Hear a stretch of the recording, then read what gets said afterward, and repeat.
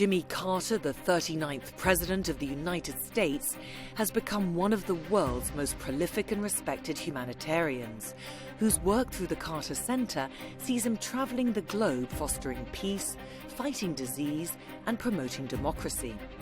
It was this unwavering belief in peaceful resolution that cost him his presidency. We stormed the embassy. Hostages in Tehran tonight. And there's almost nothing the United States can do about it. Do you feel there were any choices you would have made differently? I think I would have been reelected easily if I had been able to rescue our hostages from the Iranians.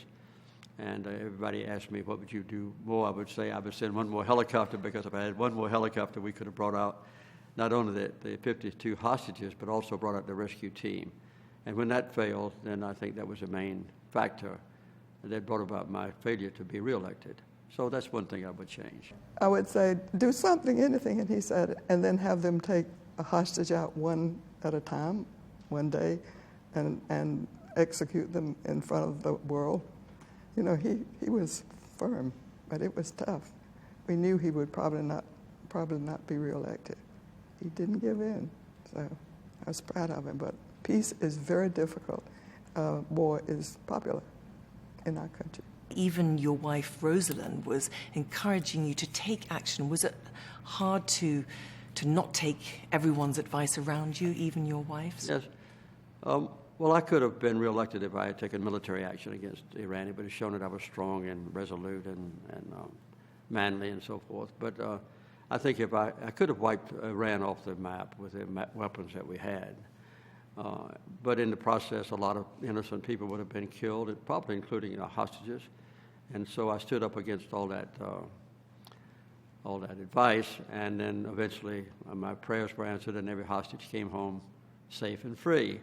And so I think I made the right decision in retrospect, but it was not easy at the time. I think he was incredibly unfairly judged. I mean, he was ahead of his time when he was in the White House, and I think if it hadn't been for the Iran hostage situation, he would have had a second term, and I think most likely would have been as well respected for his time in office as for his time outside the office. Do you feel the American people have accepted that now, that it was the right decision? I think increasingly they have, as more facts are known and as people look back on those times.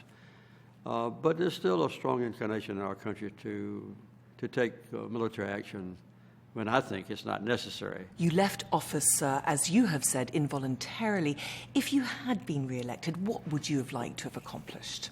I don't have any doubt that if I had had another term in office, I could have implemented very firmly the peace agreement that I negotiated with Israel and its neighbors that was never fully implemented. So now, here 35 or 40 years later, we still have Israel not at peace with its neighbors. But my successors were not very interested in the Mideast peace process, not as deeply as I was.